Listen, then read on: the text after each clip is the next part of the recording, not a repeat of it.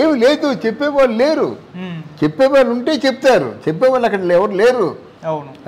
అది రాచరికపు పరిపాలనలాగా ఉంది కానీ చెప్పేవాళ్ళు ఎవరు లేరండి. చెప్పేవాళ్ళు ఉంటే మాస్కులు లేవు అనే పాపానికి సుధాకర్ని రెక్కలు విరిచిగట్టి గుండు గీసి ఎండలో పడేసి పిచ్చివాడనే ముద్ర వేసి బలవంతంగా చంపేస్తారా?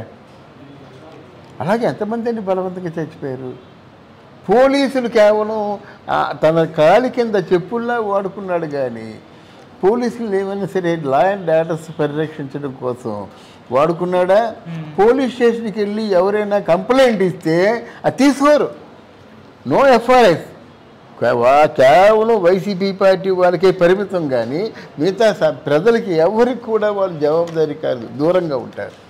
అది ఇన్ని తప్పులు చేశారండి, ఒక తప్పు కాదండి. ముఖ్యంగా చెప్తున్నాను, నా గుండె లోతుల్లో చూస్తుంది. మనకు ఒక వడ్డీయెస్ట్ మాట ఉంది, ఎక్కడైతే ఆడబిడ్డ కంట కన్నీరు చిందుతారో అక్కడ ఆ ఇల్లు బాగుపడుతుంది.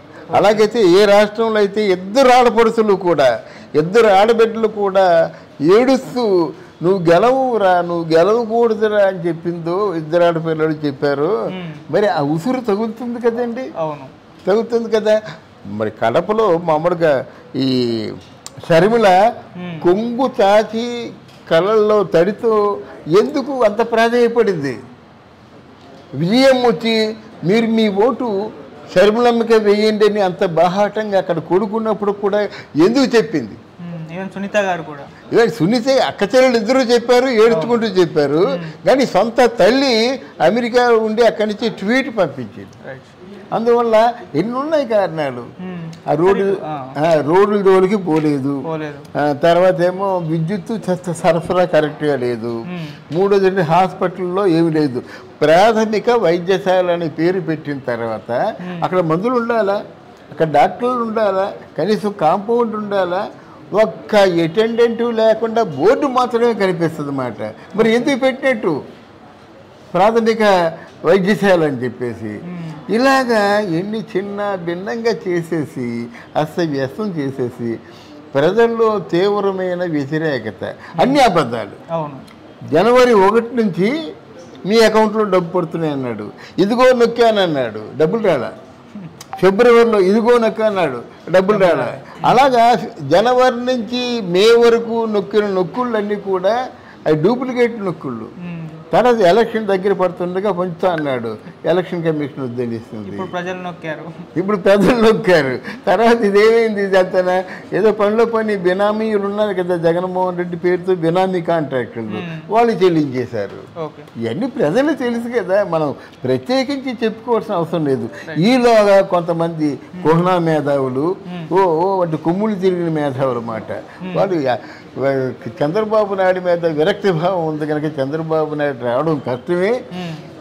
పవన్ కళ్యాణ్ కూడా ఆయన ఊగుతూ మాట్లాడుతున్నాడు కానీ పవన్ కళ్యాణ్ కూడా అంటే వీళ్ళందరూ ఓటర్లుగా మారని గంటాపదంగా చెప్పిన వాళ్ళు చాలామంది ఉన్నారు. మనం రెడ్ టీవీ సంవత్సరం నుంచి చెప్తుంది మాట. ఎందుకంటే ప్రజల దగ్గరికి వెళ్ళి ప్రజలతో మమేకమయ్యి ప్రజల్లో కూర్చొని సాధక బాధకాలు విని మనం చెప్పుకుంటున్నాం. సార్, ఈ క్రాస్ ఓటింగ్ కూడా మనము ఇప్పుడు చూస్తున్న ఫలితాల కారణం అంటారు. అంటే బీజేపీ, టీడీపీ, జనసేన పార్టీ 3 పొత్తు కలుపుకున్నాయి. అంతకుముందుకు జనసేన, టీడీపీ ఉన్నప్పుడు గెలిచేస్తుంది, మంచి కాంబినేషన్ అని చెప్పేసి అన్నారు. బీజేపీ ఎప్పుడు కలిసిందో అప్పుడు కాస్త అనుమానపడ్డారు. అంటే బీజేపీ పైన కాస్త ఏపీలో వ్యతిరేకత ఉంది, మైనారిటీలు దూరం అవుతారు, ఇవన్నీ మాట్లాడుకున్నారు. ఇప్పుడు చూస్తే అవేమీ కూడా కనబడట్లేదు, 3 కూడా లీడింగ్ లో కనిపిస్తున్నాయి. అవును, ఇవన్నీ ఈ ఎలక్షన్ వరకు సారథ్యం వహించింది పవన్ కళ్యాణ్ అండి. చంద్రబాబు ససేమేరా అన్నాడు. అక్కడ మోదీ గారు కూడా మనం మొహం చూడడం ఎందుకు వచ్చిందని చెప్పి అన్నాడు. చంద్రబాబు గురించి మోడీ మాట్లాడిన మాటలు, మోదీ గారి గురించి చంద్రబాబు మాట్లాడిన మాటలు మనం వింటే అసలు ఈ ముగ్గురు కలిశారా అని అనుమానం వస్తుంది. మొన్న కూడా చెప్పాడన్నమాట మోదీ గారు. కానీ లేదు, మన ముగ్గురు కలవాలని చెప్పేసి గట్టిగా పట్టుపట్టి కావలిస్తే నా సీట్లు నేను త్యాగం చేస్తా, కలవండి అని అక్కడ మోదీ గారికి పవన్ కళ్యాణ్ అంటే ఎంత ఇష్టమో ఈ ఒక్క సంఘటనతో చెప్పవచ్చు మాట. ఎస్ కమాన్ వస్తాం, నువ్వు డిజైన్ చేయన్నారు. వీళ్ళు ముగ్గురు కలిశారు కాబట్టే, ఎందుకంటే మోదీని కలుపుకున్నారు.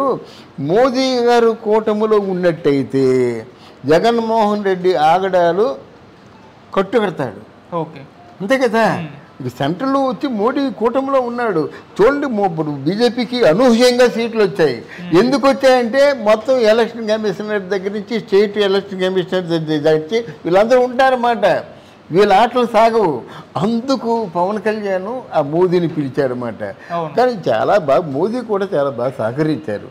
ఇప్పుడు సత్యనపల్లిలో మీటింగ్ జరిగినప్పుడు చాలా బాగా మాట్లాడాడు. ఎప్పుడు వచ్చినప్పుడు కూడా రాజమండ్రిలో మీటింగ్ జరిగినప్పుడు కూడా చాలా బాగా మాట్లాడాడు అన్నమాట.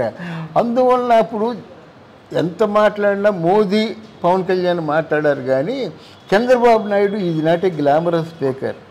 ఆయన మాటలకి లోకేష్ మాటలు ఎలాగైతే తీయగా ఉండవో ఈ చంద్రబాబు మాటలు కూడా అంత రుచికరంగా ఉండవు. ఎప్పుడైతే మోదీ పవన్ కళ్యాణ్ కలిసి మాట్లాడారు అప్పుడు జనం ఒక చైతన్యం వచ్చింది, ఉత్సాహం వచ్చింది. అలా మన చంద్రబాబు నాయుడు తాలూకు పథకాలు కూడా, ఎందుకంటే అధ్యక్షులు ఇప్పుడు ఓడిపోకూడదు కనుక పవన్ కళ్యాణ్కి ఏం చేశారంటే కాకుశూరుగా గెలిచే ఏ ప్రాంతం అయితే బాగుంటుందని చెప్పి అప్పుడు ఇండిపెండెంట్గా నిలిచినటువంటి వర్మ గారికి బాధ్యతలు ఇచ్చారన్నమాట. నాయన నువ్వు త్యాగం చేయు, నీకు నేను నీ మేలు తీర్చుకుంటాను, తిరిగి ఏదో నేను చేస్తానని చెప్పి ఆ వర్మ గారికి అప్పచెప్పడంలోనే వీళ్ళు సగం జనసేన బతికేసింది. ఎందుకంటే వర్మ గారికి వచ్చిన ఓట్లైనా వస్తాయి కదా కనీసం. అప్పుడు 40,000 ఓట్లతో గెలిచాడు వర్మ గారు. ఇప్పుడు అనేమంటున్నాడు హయ్యెస్ట్ మెజారిటీ వస్తుందని చెప్పాడన్నమాట. ఈ హయ్యెస్ట్ మెజారిటీ రావడానికి చంద్రబాబు నాయుడు పిఠాపురంలో పవన్ కళ్యాణ్ నిలబెట్టడం కూడా ప్రధాన కారణం. ఓట్లు ఎక్కడ చేయలేదు, వేస్తే తెలుగుదేశానికి, లేకపోతే జనసేనకి, లేకపోతే బీజేపీకి, అలాగున్నాయన్నమాట. అందుకే ఈ ఎలక్షన్ ఆ రిజల్ట్ చూస్తుంటే ఎంత ఉత్సాహంగా ఉంది, ఎంత ఆనందంగా ఉందండి. టపా టపా టపా రాకెట్ వేగంతో దూసుకుపోతుంది. మనం ఈ ఇంటర్వ్యూలో కూర్చోక ముందు జనసేనకి 40,000 ఓట్ల మెజారిటీ అన్నారు. ఇది పూర్తయ్యేసరికి ఎన్ని వేలు వెళ్ళిపోతుందో. అది సార్ ఈ అన్ని అంశాలతో పాటు ప్రత్యేక హోదా అంశం కూడా ప్రభావం చూపించింది. అప్పుడే వచ్చేసింది కదా డిస్కషన్లోకి. స్పెషల్ స్టేటస్ అని చెప్పారన్నమాట.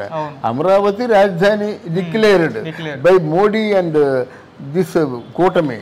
ఇక్కడ ఏంటంటే ఇక్కడ మీకు ఇక్కడ ఏం చెప్పాం, రిపీట్ ఇక్కడ ఏంటంటే స్పెషల్ స్టేటస్ అన్నది నేను మోదీ గారి మెడలు వచ్చి తీసుకొస్తానని జగన్మోహన్ రెడ్డి అన్నాడు. ఎలక్షన్ అయిపోయింది, 23 సీట్లు వచ్చాయి, 22 సీట్లు వచ్చాయి. ఎవరికి? జగన్మోహన్ రెడ్డికి 22 సీట్లు వస్తుంది. ఇంకెందుకు వెళ్ళి ఆ మోదీ గారి మెడలు వంచి తీసుకొస్తానని వెళ్ళిన పెద్ద మనిషి అట్నుంచి వచ్చిన తర్వాత ఏం మాట్లాడాడు తెలుసా? మోదీ గారికి ఏవో తక్కువ సీట్లు వస్తే మన సీట్లు ఆయనకి ఆఫర్ చేసేసి స్పెషల్ స్టేటస్ తెచ్చుకుందాం అనుకున్నాను. ఇప్పుడు మనం ఏం మాట్లాడకూడదు, ఆయనకి వ్యతిరేకంగా వెళ్ళకూడదు, మనం ఆయనకి ఏంటంటే ఉదురునుకుని వెళ్ళవలసిందని. అది అప్పుడు ఈయన చెప్పిన తర్వాత వాళ్ళు బీజేపీ వాళ్ళు ఏమన్నారంటే స్పెషల్ స్టేటస్ అన్నది జరిగిపోయిన సమస్య, అది తిరిగి రాని అధ్యాయం ఉన్నారన్నమాట. మళ్ళీ ఇప్పుడు ఎలా వచ్చింది అంటే ఎవరైనా ఏ నాయకుడైనా ఎప్పుడైనా ప్రజలకు చేరువుగా ఉండాలనుకుంటాడండి. ప్రజలకు చేరువుగా లేకుండా దూరంగా ఉంటే ఏం సాధిస్తాడు? ఎప్పుడు ప్రజల మధ్యనే ఉండాలి.